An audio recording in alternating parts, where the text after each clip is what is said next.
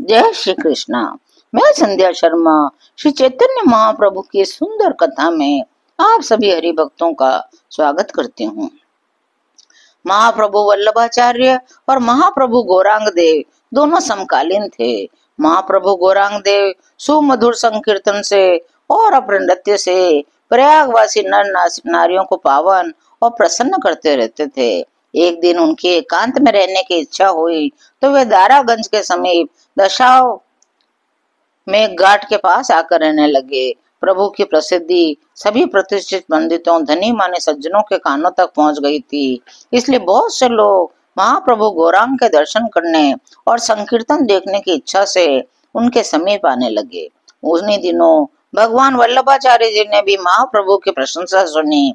एक गौड़ देश का युवक सन्यासी अपने भक्ति भाव में संकीर्तन और नृत्य से दर्शकों के मन को चुंबक की तरह अपनी ओर खींच लेते हैं। तब उनकी भी महाप्रभु चैतन्य के दर्शनों की इच्छा हुई।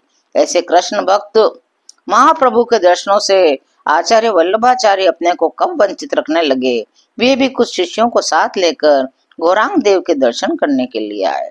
आते ही उन्होंने सन्यासी समझकर महाप्रभु के चरणों में प्रणाम किया और एक और चुपचाप बैठ गए। महाप्रभु ने भी वल्लभाचार्य की ख्याति पहले ही सुन रखी थी। उन्हें ये भी पता था ये आचार्य शिरोमणि श्रीमद वल्लभ भट्ट हैं। वे इनसे लिपट गए। दोनों ने बड़ी देर प्रेमालिंगन किया। महाप्रभु ने अपने पास बैठे हुए रूप और वल्लभ दोनों भाइयों का आचार्य से परिचय कराया। आचार्य ने इन्हें आलिंगन करने के लिए इनकी ओर बढ़े। आचार्य को अपनी ओर आते देखकर दोनों भाई संकोच के साथ पीछे हट गए। भगवान, आप हमें स्पर्श न कीजिए। हम ब्राह्मण कुल में उत्पन्न हुए थे, परंतु यवनों के संसर्ग से यवन बन गए थे। हमारे सभी आचार व्यवहार अभी तक यवनों कैसे ही रहे हैं। आप आचार्य हैं, कुलीन ब्राह्मण हैं, पंडित हैं, लोग पूज्य हैं। हम आपके स्पर्श करने योग्य नहीं। आचार्य इनकी इतनी भारी शालीनता, नम्रता और दीनता को देखकर आश्चर्यचकित हो गए और श्री भागवत का श्लोक बोला, अहो बत स्वपचो तो गरियान, और उनका प्रेम पूर्वक आलिंगन कर लिया। उसके बाद में वल्लभाचार्य जी महाप्रभु से मिलकर अपने घर पधारे और भिक्षा करने की प्रार्थना की। महाप्रभु ने अपने सभी साथियों के सहित आचार्य का निमंत्रण स्वीकार किया। सभी भक्तों को साथ लेकर आचार्य के वास स्थान अरेल के लिए चले। यमुना जी को पार करने के लिए अरेल के लिए जब जाना होता है तो यमुना जी को पार करना होता है।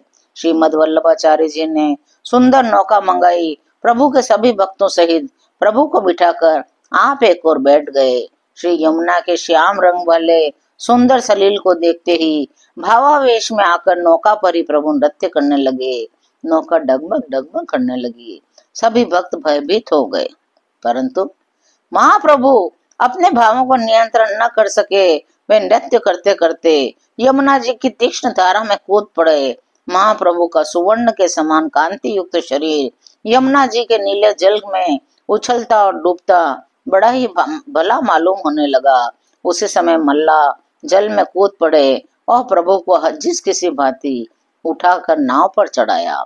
आचार्य के शिक्षक, सेवक और ग्रामवासियों ने महाप्रभु का खूब स्वागत सत्कार किया। एक सदगृहस्थ की भांति आचार्य ने बड़ी श्रद्धा के साथ महाप्रभु के चरणों की पूजा की, प्रेम पूर्वक भिक्षा कराई। प्रभु की भिक्षा कर लेने पर महाप्रभु का उच्छिष्ट महाप्रसाद अन्य सभी साथी भक्तों ने पाया। भोजन कराने के बाद आचार्य महाप्रभु के पास पहुंचे और महाप्रभु के पैरों को छूने लगे। दबाने के लिए उठे तो महाप्रभु ने अपने पैरों को सिकुड़ लिया। आचार्य, आप मुझे क्यों लज्जित कर रहे हैं? आप आचार्य हैं, पूज्य हैं, मुझसे बहुत बड़े हैं, मेरे पिता के समान हैं। आप मेरे साथ ये क्या अनर्थ कर रहे हैं? आचार्य ने कहा, भगवान, आप सन्यासी होने के कारण आश्रम गुरु हैं, फिर मेरे सौभाग्य से आप अतिथि हुए, मेरी कुटिया में पधारे हैं। आप साक्षात नारायण के स्वरूप है। महाप्रभु तो बड़े ही सरल और संकोचित स्वभाव थे। बड़ों के सामने तो वे बहुत ही नम्र हो जाते थे।